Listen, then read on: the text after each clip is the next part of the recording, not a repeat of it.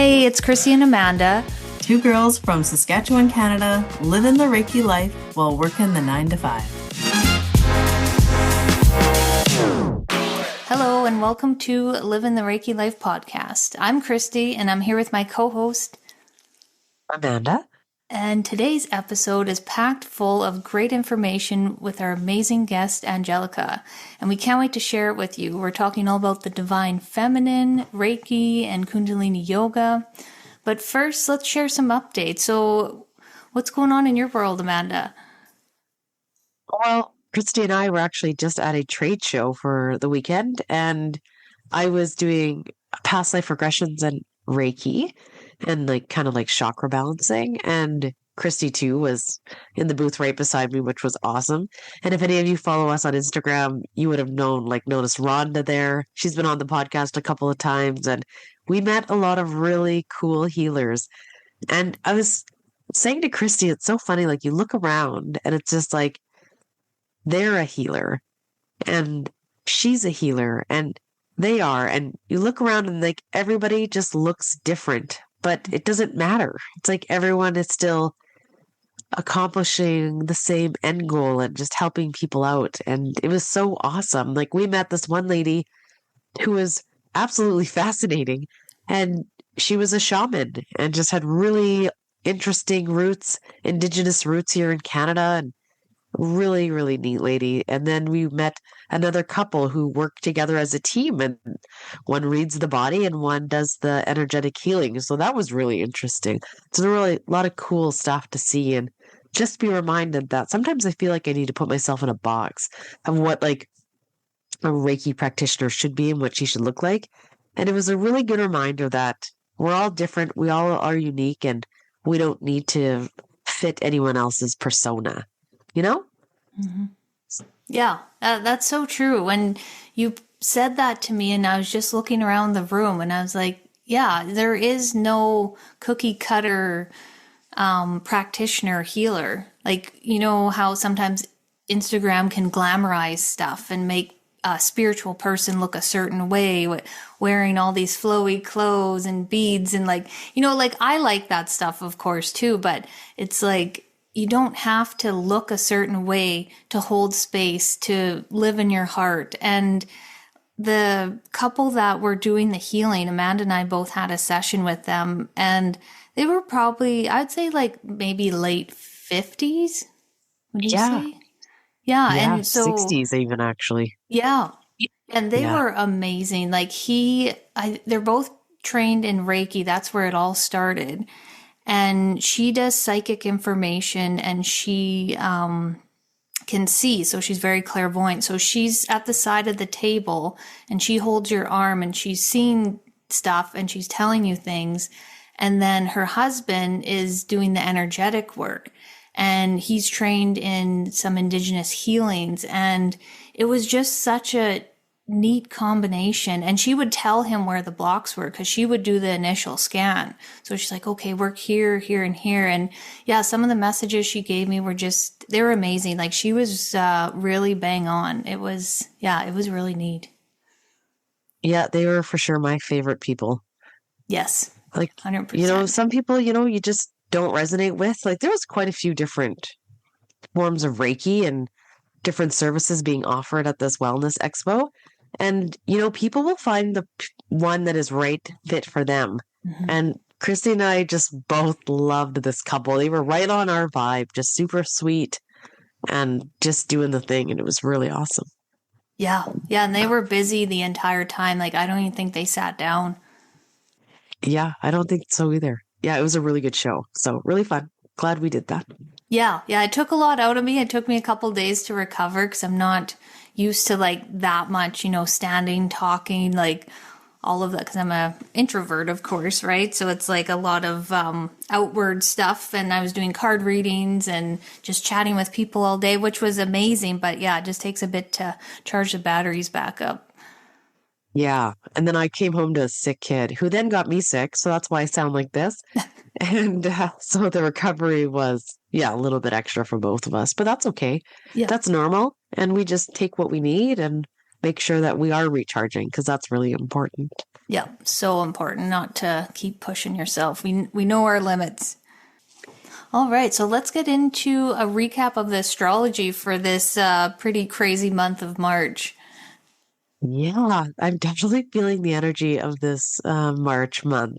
Especially, I don't know if there's like a retrograde going on. I've been having some funny booking things happening. But anyway, so if you're listening to this when the episode comes out, which will be on the 15th, we still have our Reiki circle on the 18th. Okay, so keep that in mind if you want to join. We've had some really good response, and please be aware that daylight savings now has shifted and we don't change. So make sure that you check the time. It is 8 p.m. Central Standard Time for that Reiki circle. And on Saturday, March 29th, we have the new pink moon in Aries still, and it's with a solar eclipse. There's all these eclipses going on in March. That's why it's so nutty. So this is again the Emperor energy, that fire sign. So Aries is a really bold, like take charge, kind of masculine energy. So it really helps us to get plans going, like that let's go. And also it's paired with that solar eclipse. So really makes our manifesting goals really supercharged, if you will.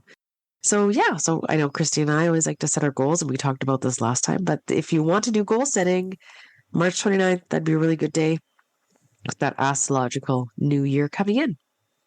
Yeah, that's a big one. And I believe there is a Mercury retrograde starting sometime this month. And then there's a Venus retrograde that's going on right now.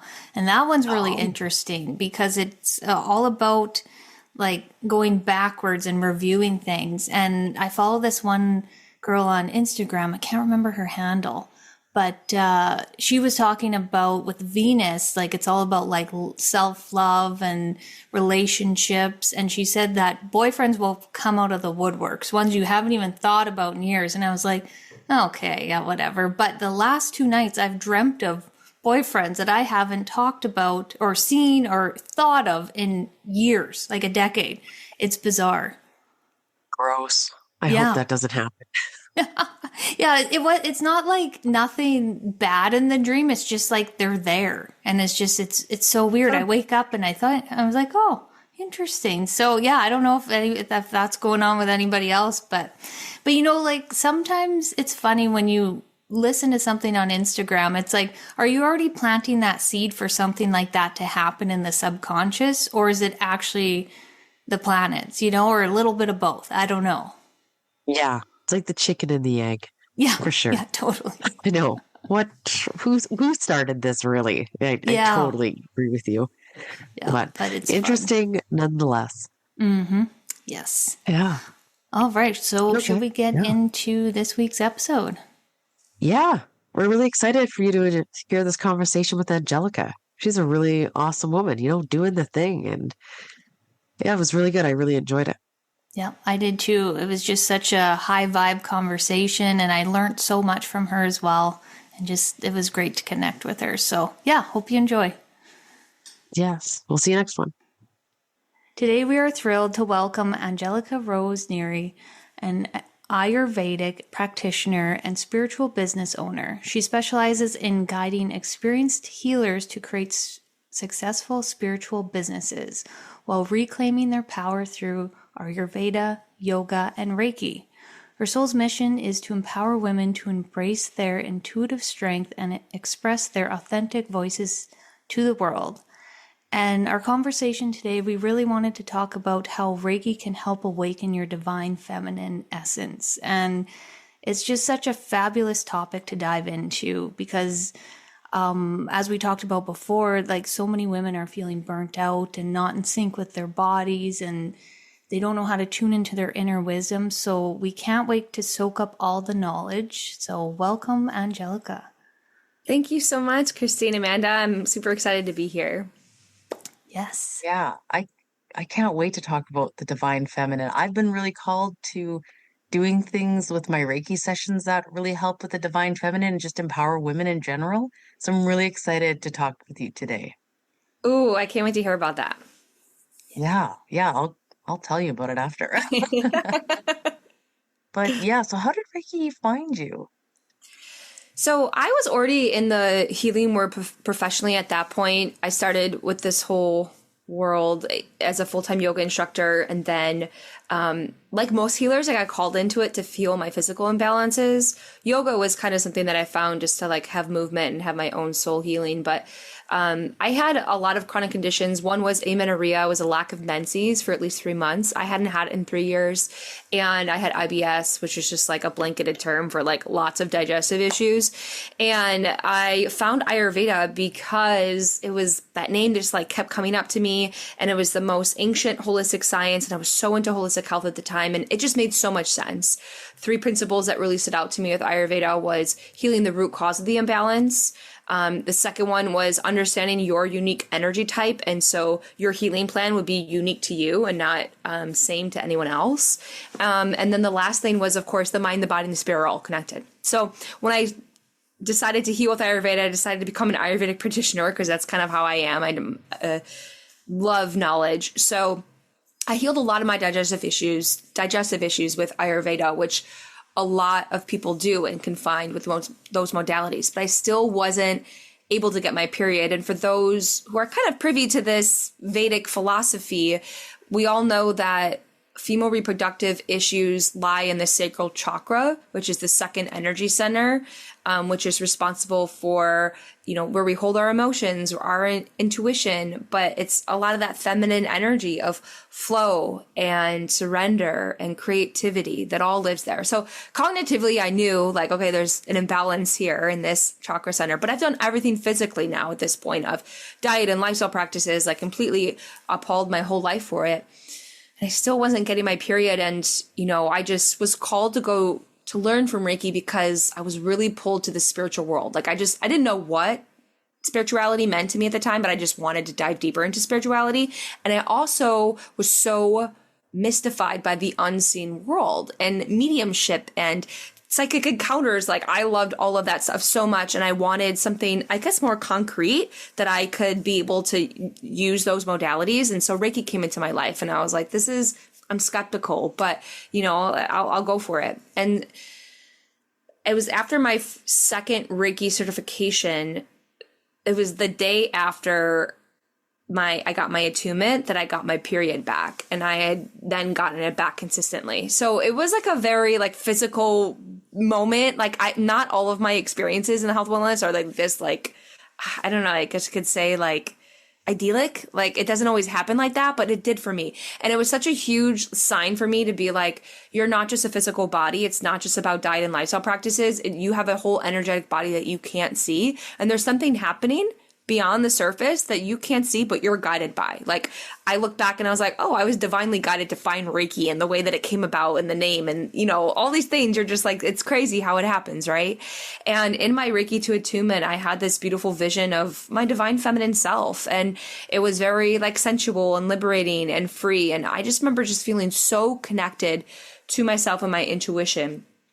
And throughout that, I just continued to grow my relationship with Reiki. I never thought I was going to start leading Reiki trainings until that kind of serendipitously fell into my lap. And leading, like, I think you can probably relate to this. Like your relationship with Reiki constantly evolves and mine's always evolving. I've now led these trainings for over the past 6 years. So it's very different from when I first started, but it's interesting because there's always been this thread, the divine feminine. For me, I had my own personal healing that way. And then I would attract a lot of women who wanted to heal their divine feminine energy. And we'd have these like crazy specific experiences that came up in the training for them being able to reconnect to it. So I love using Reiki to reconnect with the divine feminine and for your own personal healing journey in that way. Yeah, I absolutely think a lot of women need that right now. And it's something that's really just becoming louder, even for me too. I had people ask me about really, is there any kind of like good, uplifting, empowering Reiki sessions that you could do? And I find when I do a Reiki session, a lot of it, I don't know, I wouldn't want to say it's doom and gloom. I think you feel really good after a session, but you're kind of releasing stored traumas that are coming up. So it can be kind of uncomfortable in the moment. So I had people kind of asking, well, I just want something that's really empowering and really like vibrant is the word that's coming to mind. And I think that's great that you're doing that. Yeah, it is so interesting. I think I don't know if I got this from someone else, but I've definitely, it may have been like a channeled message that came through, but I always liken Reiki to an adaptogen. It naturally goes to the parts of the body that need to heal, and it's going to be unique to everyone's experience. So yeah, sometimes you're going to need to detox. You need to clear energy. It's going to be a little bit more of a confronting type of session. And other times it could be like divine feminine part of you that we're now going to integrate. So sometimes my sessions are so beautiful because I get to see my client as their goddess form, and they're like glowy and beautiful, and it's specific though to them, to these different feminine qualities that they have that are coming through. And it's so beautiful to be like, oh yeah, that is who I am. I'm wanting to reconnect with these parts of myself that I have maybe become distant from or think I'm not worthy enough to express. So with I was thinking about like the divine feminine and the sacral chakra. Do you find that the divine feminine can be sprinkled throughout the other chakras? Like the heart chakra comes to mind, or like even the solar plexus, like self-esteem and taking your power back. Like, do you focus just on the sacral, or are you kind of doing a whole thing? Exactly. That's a thing of like, we want to put these things in boxes, like even the chakras, like we want to be like root chakra is where you do your grounding work and grounding the nervous system. And the sacral chakra is where we do the joy and the feminine power, but it's not actually like that. They all bleed into each other, and there are feminine qualities in each of the chakra centers. And as I like relating them to the chakras because they're levels of consciousness. So in the sacral chakra, that's just the birth of where our intuition is starting from, which is emotional intelligence. Like there's a lot of intuitive knowledge in understanding your emotions. And also in the sacral chakra, it's about being able to connect your creativity, but you're not going to, this is why a lot of women feel burnt out, is because they've exhausted all of their creative energy, that it's like literally like burnt out. And I don't know if you get visuals when you do Reiki energy, but sometimes I'll literally see that like burnt to a crisp type of metaphor that my guys are showing me of like, there's nothing here yet. That's why they're just like dragging themselves along right now.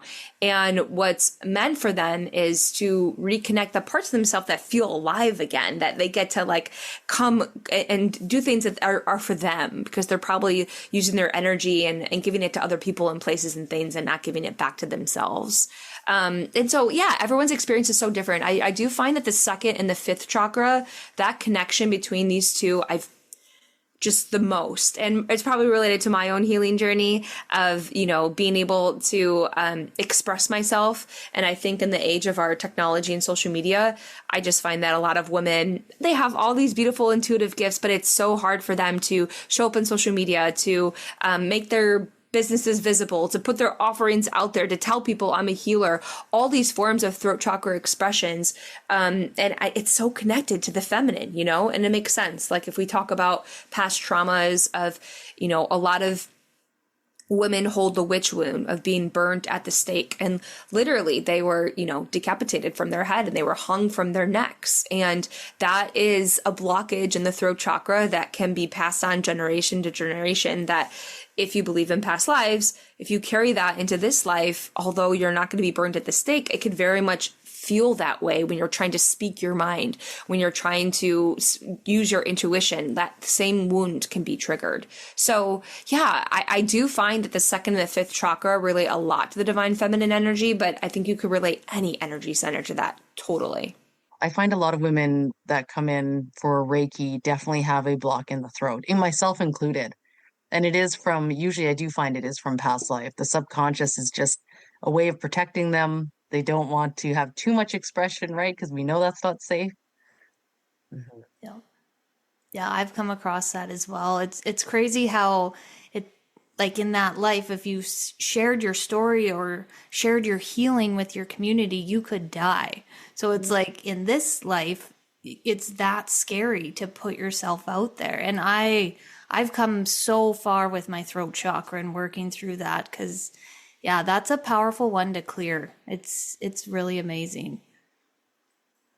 Yeah, it's truly everything, right? It's the way that you're able to distill this great knowledge that you have within you and being able to share it with the world. And when you can just when you can bring awareness of like, oh yeah, my self-doubt's coming up to the surface. Oh yeah, this fear of being seen is coming up to the surface. It's just truly in that awareness that could just really ultimately dissolve it. Because when you root back down into your mission of what you're doing of, I'm sharing this intuitive knowledge so other women can step into their power and share their intuition and live a more evolved and fulfilled life. It's like, oh gosh, how could I not share this? Like, it would be a sin just to keep all of this information for myself. Like, the world is waking up more and more. I think every year we hear that in like little light messages, but I feel it, more healers are stepping up and becoming, remembering their power and their intuition, and everyone wants to hear their voices. Angelica, what kind of Reiki do you have? I learned from Yusui and then specifically Holy Fire Reiki. Have you heard of Holy Fire? Yes. Yeah. We just had someone on explain her journey with Holy Fire. Oh, beautiful. Yeah. What Reiki modality do you all use? Usui. Usui. Well, and Angel Reiki as well. Ooh, I love that. Yeah, it's fun connecting. And I'm studying Karuna Reiki, Karuna Kai Reiki as well. Yeah. Yeah, it's so cool. There's all these different versions of it. Yes. Yeah. But do you think in the end of the day it's energy healing? Definitely. Like, do you actually do traditional Reiki with the standard hand placements, or do you do your own variation of intuitive healing? I'm very much an advocate of everyone honoring the ancient lineage of where it came from, knowing the history, knowing the tools and techniques, learning how it was taught that way. And I'm very much also about being able to deliver it in a way that feels relative to our current circumstances and your current life experiences, which is not that's what Vedic philosophy says a lot. Like, this wisdom is nothing unless you can validate it through your own direct experience. So, a lot of what I share in my Reiki training is more esoteric stuff and spiritual stuff, and talking about how you can read intuitive messages that come through and different psychic gifts that you get.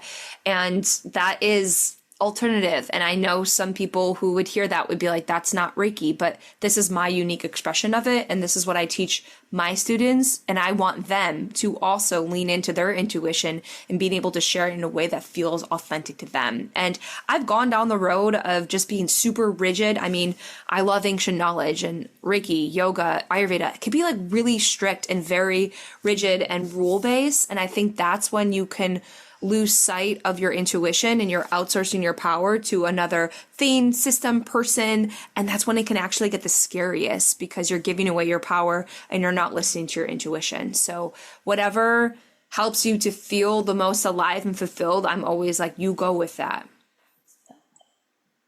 I love that. Yep. Yeah. That's how I like to teach too. Yeah. And I know Christy and I, when we Reiki, it's the same thing. So we have our foundations, of course, and then we still put our own, I guess, flair onto it. And we do read the chakras intuitively, and we deliver the messages, and we physically move the energy for them. And I teach my clients, if that comes up for you, or my students, do the same thing. I want everyone's going to have their own unique things when it comes to Reiki, and we are stepping into this new earth, and I think Reiki is evolving with it. I love the tradition and the background of Reiki that we should definitely be holding on to as well, because it's so important to know where we've come from. But I think it's good to evolve too. So I'm right on board with you. I was just curious because I know you do a lot of you offer intuitive sessions and healing like that. And I was just kind of curious if you kind of group all your knowledge together and do like one fantastic session. I'm sure you do. Yeah, because in the end, it's like, what do people want? They don't really care about the modalities that you're using. Like, they want to be healed. They want to feel good. They want to feel like themselves. Like, that's my main purpose here. It's like, it doesn't matter what practice it is. I mean, definitely make sure that, your healers are reputable and you feel connected to them, because it's a really vulnerable place to be in, especially sharing your energy with someone else. But yeah, we're here to empower and uplift. So going back to like this divine feminine, like how do you find that Reiki helps awaken that divine feminine? Oh, I love this question. So there's so many different aspects to the feminine, right? There is the need, and like Yeah, I'll go into all the different facets first. So creativity, of course, right? Because, the stereotypical thing of what we think about the woman is being able to birth a child, which is so true and beautiful experience. But there's also so many things that we can birth: ideas, businesses, projects, anything. Another thing is your intuition and being able to connect to, very much I see intuition as like connecting to your physical body and getting messages that way. Maybe that is actually getting a vision or a feeling or a knowing. I call these I don't call these are the clair gifts. And this is what I teach in my Reiki training as well, so that you can identify these different gifts that you have. Another aspect of the feminine is being able to receive.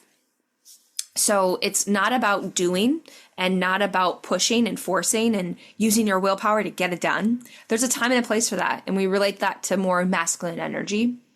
But a female who is someone who is in their feminine power doesn't need to chase, it attracts just by her magnetism. And so being able to receive is a part of that, of being like, I'm so in my power. I'm here. This thing that's coming to my life, I can receive it because I know I'm worthy of it, because I am that vibration. It's meeting me at the vibration that I'm at. And, that's like an esoteric way of saying it, but receiving it on the physical level could just be someone gives you a compliment and you say, thank you. And you look in their eyes and you say, because I believe that myself. Thank you for reflecting that back to me. And I often think, whenever I think of that situation, if anyone's seen Mean Girls, and it's Regina George and she's like, oh, she tells her she's pretty and she's like, oh, so you agree? You think you're really pretty? Like, I think about that so much, because that's our biggest fear when you say thank you, right? Is to be like, oh my God, they're going to think that I meant, but like, yeah, own it. Take that compliment and own it. Another aspect of the feminine is surrender. And this is like, they all kind of flow into each other. So it's not like I'm forcing timelines. It's not like, I want the relationship, I want the career, I want this amount of money. I know I'm worthy of having that. And if I had a desire, it's going to come in, but I surrender to how I think it's supposed to happen. I surrender to the list that I made about what my future partner should look like. I surrender to how much money I think and how I'm going to be making that money, like all those things of being able to let go. So there's a lot of different facets to it, and even more so than I can even describe here. And Vedic philosophy is beautiful for that because they also have goddesses that represent all these different aspects of the feminine. So you may relate to certain goddesses like Kali and Durga and Lakshmi, and Saraswati that can also describe a lot of these qualities.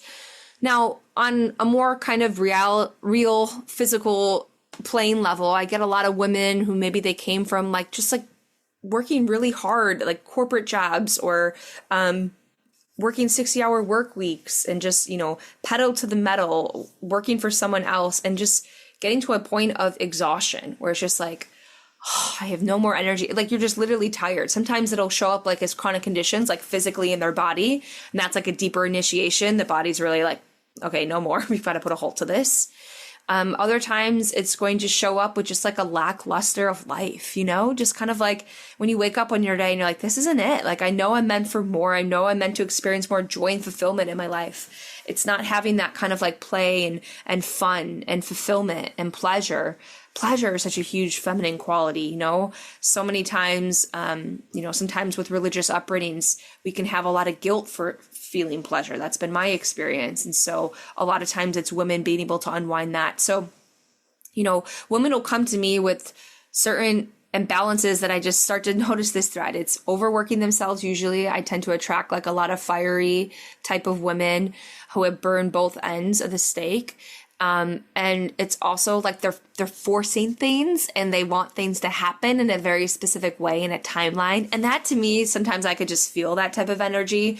They're like very specific. They're very detail oriented. They got it all together, and that's like their form of control. But really what they need is just like release and just like be in their body. Other times that I'll see this show up is not being able to digest your emotions. So part of feminine wisdom is tuning into your emotional intelligence. I think that's like one of, as women and female identifying, that's why we're so gifted, is being able to tune into that. But if you have a backlog of emotions that you have not tended to, and it's now turned into resentment and grief, that is going to block your channels and block your ability to receive intuitive wisdom and knowledge. So sometimes it's kind of like you have a buildup of excess emotions that you haven't digested that's causing that blockage. So there's all these different ways in which can block the divine feminine energy.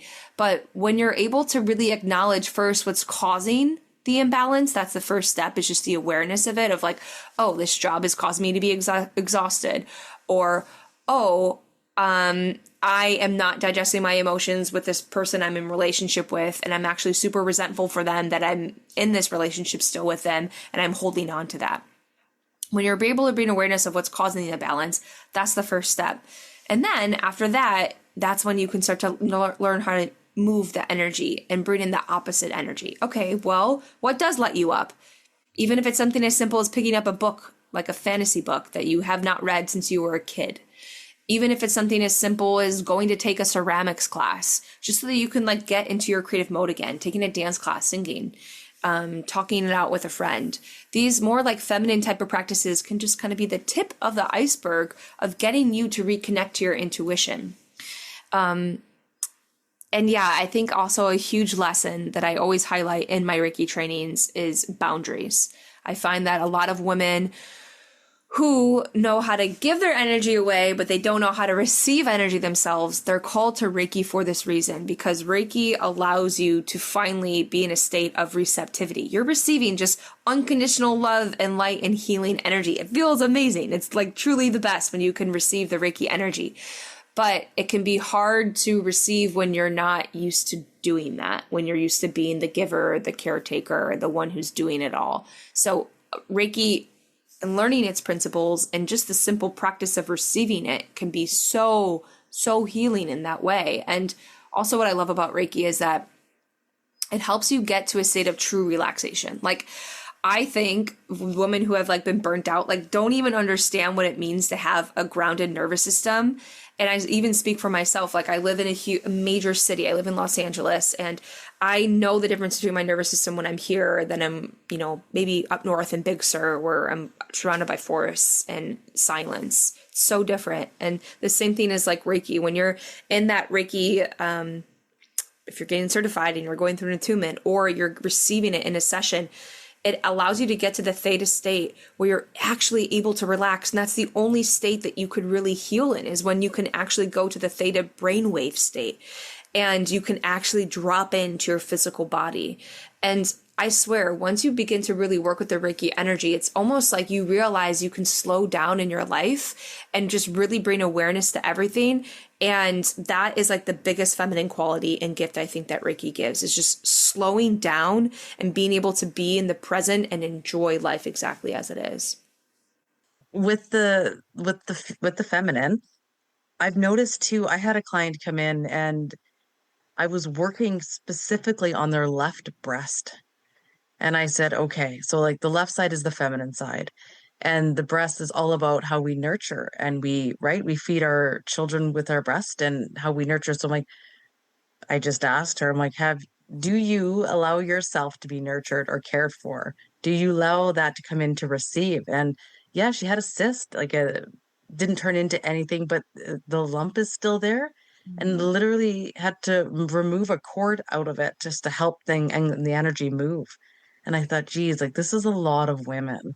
It's so important to find that balance, like you said, of giving and receiving, because it's really out of whack. And I feel like too, as women, we're almost swinging the pendulum too far the other way now. So it's like, we want to be empowered and be in our feminine, but now we're almost trying to be too masculine as well. And it's like, oh no, we just need to find that really good medium spot, and just allow. And I love what you said about being able to receive. I resonated with that so much. So I was telling you earlier, I'm trying to redo my Reiki room, and I've put this crazy timeline on myself. So I'm so in my masculine right now. And even my partner, he's like, I hate it when you do this to yourself. It's like, I'm not even bringing him into this, but he's like, you bring a vibe to the house. It's like a stressful one that now we're all sitting in, and I'm not even making him help me paint, but it's like, my energy is so like frantic and it's not empowering at all right now. Like I'm a crazy person. So I'm super aware. And this is such a good conversation for me to just bring that awareness back. And I'm going to just chill out and flow, and just let things happen. It's gonna happen. It's gonna get done.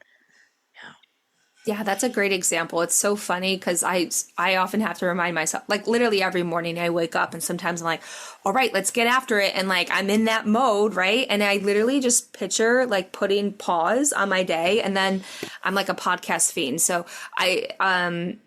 if you were to listen to your podcast, which I do because I listen to so many on like 1.2x, but if you were to listen to it at 0.5x, and like that's how your day goes. If you were to slow it down and literally go in slow motion, like, and then I get to like there's so much more enjoyment and juiciness, and then you have this antenna that tunes into your intuitive frequency, and you're able to get messages from the spiritual realm. You're able to get these downloads. It's able to come in so much more. And then it's just like way more enjoyable in life. Like you're not going to get done with it that much faster if you're just like running chaotic. And again, like I'm totally a sucker for that as well. I'm literally listening to my audiobooks on 1.2 speed. You said that, I was like, oh my God, I am reflecting that in my own life right now. It's so funny. I do the same thing because, there's a lot of podcasts to listen to. I got to get through them. I know. Oh, it's funny. That is funny. I didn't even know that was a thing that you could speed them up. Oh, interesting. Yeah. Story of my life right now, I guess. Yeah, another point I wanted to talk about that you brought up was that creativity part. And I've been getting the message to create because I had a jewelry business for 10 years and I just recently closed it, and that was like my creative outlet. So my spirit guides were saying, you need to paint. And I was like, I don't really know how to paint. I was like, okay, fine. So I started painting, and it just did so much for like my heart and soul. Like you're in that moment, you are present, and the rest doesn't matter, just in that flow state, and just being able to create and connect with that sacral energy. Because I remember somebody told me, like, I don't have kids, like I never created a baby in my womb. And somebody told me, well, what do you want to create and share with the world? And I was like, that really stuck with me. So it's like art is where I can create and share that with the world. And that is just so nurturing for my soul. And I know people that are out there and they're just like, I can't create. I'm not a creative person. And it's like, no, we are all creative in our own way. You just like, might not even be painting. Maybe you want to like decorate cookies, or you want to, I don't know. There's just like so many things that you can be creative with. It doesn't mean art necessarily. So yeah, I just wanted to speak to that creative part, like how important that is. Yeah, when you said painting, I was like, oh, I love that there's people out there like that can do that. Like that's not my modality. I'd love to take like a painting class, but it's so cool that like we're so technicolor in that way that each person has their thing. For me, it's dancing, and I grew up dancing my whole life, and I didn't even realize how healing it was for me until I didn't have it when I got older, and I realized like, what's going on here? Like I need it. And it becomes like an oxygen thing for you. Like, oh my God, like I need this for like self-expression, for processing my emotions in a way that talking about it or doing all shadow work and, these going to counselors, which is all beautiful things. There's something that art does that like is unspeakable. Yeah, big time. Yeah, dance is a big one too. And just moving that body, and I love dance too. Dance is probably the biggest one that comes through that I tell my clients when they need to really get in touch with their feminine self. Like I tell them, get naked, be by yourself wherever you feel good, and put music on and get in touch with your body. And usually like I'll send them some kind of Kundalini mix that really just lights my fire up. And that is probably one of my favorite things, even for myself, just to dance and get that expression out. Yeah. Great way. Yeah, it's the best. You are a yoga teacher as well. So I was curious, like, what would you recommend, like, with the sacral chakra in relation to yoga? Because I know, like, the hips are like a big one with like that stuck energy and emotions. Yeah, you hear that a lot. And I mean, vinyasa is definitely the most popular in the West here. So doing a very like physical and vigorous yoga, it's so interesting. I mean, this is like such a loaded topic of like yoga and what it should be. I think everyone should find their way within and their practice within, and, you know, honor the lineage the best way that they can. But yeah, whichever one you relate to, you know, if you're definitely that type of person that like needs to move, like I can understand the vinyasa, but a lot of times I think we also in the West mix up like our workouts with yoga. And to me, they're different things. They can be the same thing. And I get it. Someone's gateway drug into the whole spirituality world. That was like totally me. And now I have like a different relationship with it. But I think that there's something, if you're wanting to connect with your feminine energy, then yin yoga is a really great one. And it can be a really hard one for, if you'll know it, it's hard for you, which it's funny to think of that, because yin yoga, it's a lot of resting postures, and it's postures that feel really good and they're really restorative. But when I was taking yin yoga, I was like, what is the purpose of this? There's nothing getting done here. Like, I'm a very flexible dancer, so I'm like, I'm not even getting stretched in this class. Like, you know, it's almost it's terrible if you are not ready for it. But I stuck with it. And again, it was getting my body to slow down. It was getting my body to relax. It was doing something that was nurturing and felt good. It didn't have this outcome of I'm gaining more muscle or being more active. You know, like there wasn't like a productivity goal to it. And I think that's what yoga could be really meant for too. I got into Kundalini yoga these past 5 years as well. And I'm a Kundalini yoga instructor. And I love that for tapping into the feminine energy. Yeah, I feel like that could be a loaded question right now in our day and age. There's a documentary that just came out on HBO, and that's why I'm thinking about it, about Kundalini Yoga. And so one of the lineages in America that was taught Kundalini Yoga was taught in a more masculine way from like what I experienced. But the way that I was taught Kundalini Yoga, and I learned in India, it was this feminine way of being able to listen to your intuition. And there's a lot more gentler forms of it. It's not like I don't know if you've taken a Kundalini Yoga practice before, but sometimes it could be like really masculine, like really pushing. And that feels good sometimes, right? But not all the time, because, you know, we have all these different facets to us. So I like doing Kundalini Yoga. I call it like a more divine feminine version of it. And that, I think, awakens your intuition so much, because you're able to really clear your energy in there. And you get really clear downloads. So I do that, and I lead moon ceremonies every month, and I lead a Kundalini practice for that reason, because I think it could be really helpful for connecting to your feminine intuition. Yeah, I love that. I dabbled in Kundalini yoga for a while, and it got too intense. Like I erupted so many emotions at one time, and I was just walking around like pissed at the world. And I was like, what is going on? And here I connected it back to like I was really dedicated doing it every morning, doing was it like 30 days in a row or something? And I just like, it was too much for my body, like my energetic body, my physical body. And because I'm sensitive to a lot of things, which sucks. And that kind of like, I haven't gone back since that experience. Yeah, it makes sense. Like, again, a lot of these ancient practices get so dogmatic and being like, you have to do it this way, or like, it's not going to work, and I think that was like, your sensitivity is a gift. Like, it's beautiful that your intuition's like, something's off here. Like, this isn't feeling right. Like, right. Because you're following someone else's rule base. Like, you have to do it ultimately what feels good in your own body. Like, we're all going through different experiences. For us to have the same practice in anything feels crazy, because if you're processing heavier emotions, are we still wanting to do that same practice that's going to keep excavating them? Like, no, you probably need to like sit and feel and process the emotions, and like not do a really masculine practice the next day or something like that. So yeah, I love following the intuition in that way of being like, what is my present experience and how can I work with the energy that I have, not against it.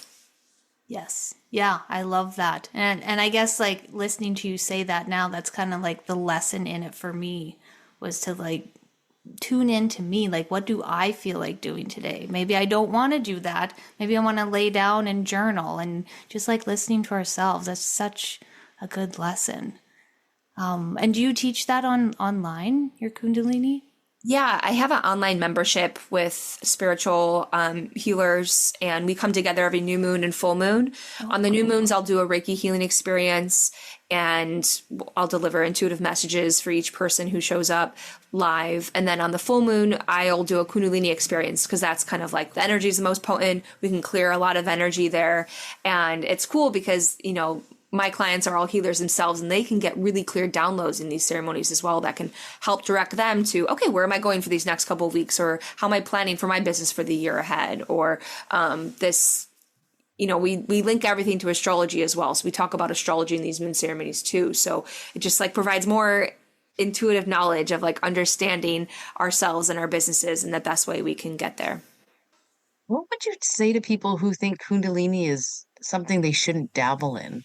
So, like, some people have a really what am I trying to say? They have a Misinformed. bad thought about yes, they're Totally. misinformed. Thank you about what Kundalini is. Yeah, I think it's very interesting. So the reason why people are maybe scared of it, or they've been put the fear of God into it, Kundalini opens up your channels, and it can open up your psychic awareness, right? Because it works directly with the chakra system. So if you are not in a stable place to open up your upper chakras, some reported, I'm sure, a minuscule amount and a small percentage, but have gone to a state of psychosis. Why? Because they were not grounded in their body, and they're all in their upper chakras, that they're completely disconnected. And so they feel, like they're probably tuning into a lot of different energies and a lot of different entities, and they don't have the solid foundation to actually transmute it or have strong psychic boundaries for it. Now, to me, getting to that state takes a lot of work. Like, you would know if you're getting to that point in the practice, right? Like, you have to be moving energy very quickly and very strongly in order to get to that place, and doing it very consistently over time. So I think when you first start doing Kundalini, it's always intention based of like, okay, what am I doing this for? Deeper connection. And then again, like finding the right instructor for it is huge. Making sure that they have lineage, making sure that, maybe talk to some of their other students who have like gone to their class, like make sure you feel connected to the teacher. And then just being awareness, like, when you're in class, like, how does this make you feel? If something's feeling off, it's probably off. Like, don't do it. Or, you can feel grounded again. But opening up your energy centers means nothing if you can really ground it into your body. And I speak on this all the time. Like, a lot of times people want to like open up their psychic gifts and be intuitive, and it's so fun to be in the upper chakras. But if you are not grounded in your physical body, and you have rituals and routines and family and support, like all these other things that keep you on earth, that means nothing. Those messages are not going to come in clear enough. So, yeah, that's kind of my take on it. I'm curious to hear your thoughts on that. No, I agree. I've studied a bit of Kundalini, and I've done a few Kundalini activations and just things online, like attended virtual things like that. And I really resonate with that energy, especially that Shakti energy. I just really, really like it. And I've been called to almost like study it more. And I even found a really interesting way to ground yourself, speaking of grounding. And it's like you squeeze your anus and your kegels and then like your sacral. And then it's almost like and then you kind of suck that energy like all the way up through your chakras. And I've always really resonated with that too. It's like a really quick grounding method, and I don't know, I've just really liked it. But some people get really weary when you kind of talk about it. They think it's like a no-go zone, and I'm like, why?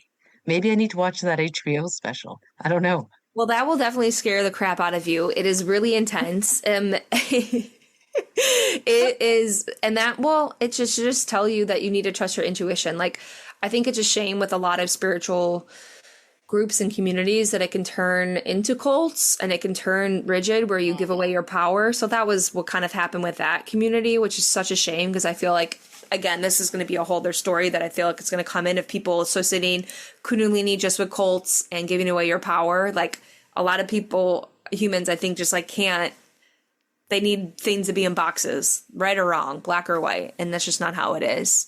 And,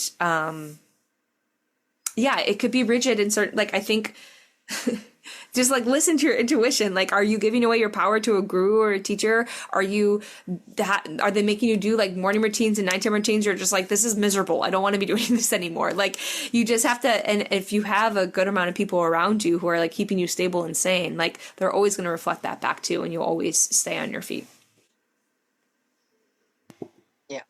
Yeah, I agree. And that was another lesson I learned along my spiritual journey, is giving away my power. And when something doesn't feel right, listen to that. And when somebody's teaching you something, if you don't resonate with it, leave it. Like, find your own path. Like that was a big one, because I went deep down the rabbit hole, and I was like, she fears that, I'm going to fear that too.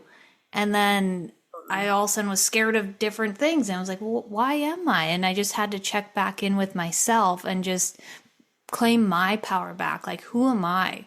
What do I believe in? And that is so important in the spiritual community. Like, it's important to find those heart-centered teachers and learn from them, but take what resonates and leave the rest, and follow your intuition and your own journey. What else are you working on right now? Right now, so I have the woman in my membership, and we meet every new moon and full moon. I'll have my next Reiki 1 and 2 online certification program happening in January. And then that is, becoming a Reiki 1 and 2 healer, but also learning the esoterics of it, on how to be an intuitive healer and how to give an intuitive healing session. And what I love about this program too is, again, like, I'm all about empowering people to find their own authenticity. And again, similar to what Christy was saying, like, if something doesn't work, like, you leave it. Maybe it's for later on, maybe it's for never, It's always about following what's for you. And I usually get that's what I love too about Reiki, is like, it's a modality that can be used with a lot of other modalities. Like, it's rare to find someone who's like just a Reiki healer. They're coaches, they're therapists, I had, someone who was doing equine therapy who took my course one time, and she was going to give Reiki to her horses. Like, there's so many different ways that you can integrate Reiki into your practice. Or I had like a counselor, and that could be overwhelming, because you're just constantly getting like session after session, and she wanted to bring more spirituality to her session, so she got Reiki certified, so now she can give Reiki, and it's not just like talking the whole time during the session. There's just like healing that's happened. It opens up this whole conversation for spirituality. So very much in my program, I'm about, how can you integrate this into your business, into your offerings, so that you can find greater fulfillment in what you're bringing to the table? A lot of us kind of feel like in this healing world with like the physical realm, like either yoga, counseling, therapy, like very physical things, because that's how we got into it. And then we're there and we're like, I need like a little bit more. Like, I'm ready for like a little bit more depth. Like, I don't want to talk about diets anymore, just like the physical body. Like, that's important, but let's talk about like tuning into intuition and getting fun messages and spirit animals and angel numbers and like all these fun things that I think make life like really enjoyable. So that program's happening in January. Nice. Do you do 1 and 2 kind of like as a group? Like, they... Yeah, I do 1 and 2 together. In the past, I used to kind of do them separately, and then I just realized a lot of people were just like wanting the strength of 2, and then I've always led these online. My first Reiki training, it was supposed to be right before COVID, and then it just so happened that COVID happened, and then I wasn't going to do Reiki training, and then I got called to do it online. So all of my trainings are always virtual, and as you know, you aren't able to give distance Reiki until Reiki 2. So I kind of just do them all together so that everyone in my cohort could practice on each other. And that's like the best part of the training. I'm sure like when you get to practice on each other and you get the same, it's just like mind blowing to someone. You're like, oh my God, I'm doing it and I'm receiving it. And we're feeling and seeing the same thing. And you live on this side of the earth and I live on this side of the earth. Like, it's just so wild. Yeah. I love that. Yeah, I love that practice part. It is the best part. And that you really do get that at level 2. So people who are thinking about level 2, I highly recommend. Yeah. Do you want to end our episode with a card pull today? Oh my God, yes. For our yes. listeners? I have a card. I have my cards. Okay, so I don't know if you've seen this deck before. It's hard to tell because it's so old and tethered. But it's the Goddess deck by Doreen Virtue. And it's my tried and true deck, and I use it like every day and for all my moon ceremonies. So I'll pull like I'll pull a card for the collective, and whoever's listening to this, Yeah. past, present, future. Oh, sounds good. Okay, so the goddess that we got was Unag, and she says, easy does it. I love her. I get her a lot. So this kind of comes in when we're talking about tuning into our feminine energy. This is kind of when we're like forcing timelines, trying to push through. In our head, we're thinking, I'm not doing enough. I got to be doing more in order to get to that goal, in order to get to that thing. And the goddess is like, that's not really how it works. You got to be more gentle and surrender. So it's kind of also like, I always have this visual of, in the first Harry Potter and the Sorcerer's Stone, when they're trying to get to, what's that ruby? The Sorcerer's Stone, when they're trying to get to it. And they're going through like all those obstacles at the end. And they're in the devil's snare, and they're caught in this devil's snare that's like choking them to death, and they're all fighting it, and they're like, oh my gosh, we're gonna die. And then Hermione says, no, you just have to like relax. You have to give into it. And she slid down and she went into the next level. And they were like, what are you talking about? Like, I'm being strangled right now. They were fighting it. And then they realize when they surrender, then they'll get to the goal. So it's so much easier said than done. But she says, there's no need to hurry or force things to happen.